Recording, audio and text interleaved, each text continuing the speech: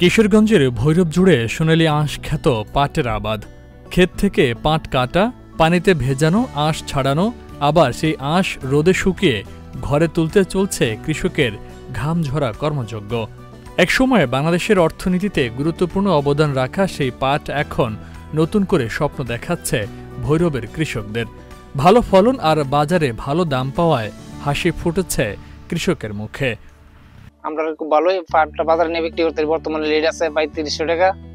এই লেট আমরা বিক্রি করি। এই লেট হইলে আমরা বর্তমান যে সোলার হইতেছে, সোলার হইলে সারা বছর আমরা পুরা লাকড়িও লাকড়ি হইলে আমরা খুব আরামে পড়তে পারি। আমরা গ্রামের মানুষ মোটামুটি লাভবান হয়, ও ভালো আর মানও ভালো। অনেকদিন ধরে বেচতেছি বা অনেকদিন ধরে করতেছি। আগে অনেক সস্তা ছিল, এখন ভালো মান আছে। এই বছর ওই গত বছরের শেষে গিয়া ওই যে নাইলা সম্পদ আমরা অন্য কইরা করে ওই যে 200 নাইলার সংখ্যাটা কম বানিয়েছে, আর নাইলা এই বছর যে বানিয়েছে নাইলা বলছে। প্রতিনিধি ইমন মাহমুদ লিটন জানান, চাষিদের কেউ কেউ বলছেন আগের তুলনায় বর্তমানে পাট চাষে নানা প্রতিবন্ধকতার শিকার হন তারা। এক্ষেত্রে উপজেলা কৃষি অফিসের সহায়তা চান তারা।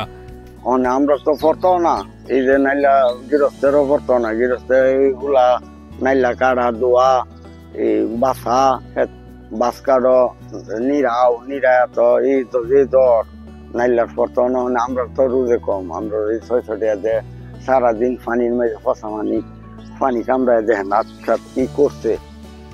এখন তো এটা লোনই লাগে, আমরা তো ফেরের জ্বালা এই কাজ করি। আমাদের পাট কাজ করতে আগের চেয়ে অনেক বেশি খরচ, যেটা আমরা পুষে না। আগে পানিতে তো আপনার কাছে কাটির সাথে আমরা বুঝে ফেলতাম, আর এখন পানি অনেক দূরে ব্রহ্মপুত্র নিতে হয় 1-1.5 কিলোমিটার দূরে। আগে কামড়া লাগতো 2টা, এখন লাগে 6টা। কামড়া রোজ অনেক বেশি, 700-800 টাকা রোজ। যেন আমাদের পাট করার পুষে না। এখন আগামীতে পাট করি কি না করি নাই অনেক। তবে উপজেলা কৃষি অফিস বলছে, মাঠ পর্যায়ে পাট চাষিদের সার্বক্ষণিক সহযোগিতা করে যাচ্ছেন কৃষি কর্মকর্তারা। এর ফলও পাওয়া যাচ্ছে। বর্তমানে ভৈরবে পাট চাষ আগের তুলনায় অনেক বেড়েছে।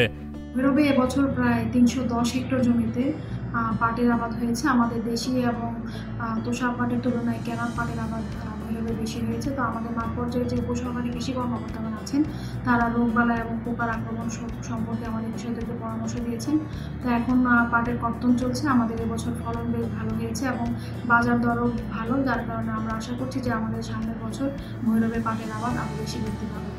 কৃষি অফিসের তথ্য মতে চলতি বছর উপজেলার কালিকাপ্রসাদ, আগানগর, শিমুলকান্দি, শিবপুর, সাদেকপুর ও শ্রীনগর ইউনিয়নে পাটের প্রচুর আবাদ হয়েছে। বছর ব্যবধানে উত্তরোত্তর বৃদ্ধি পাচ্ছে এর পরিধি। Channel S news desk.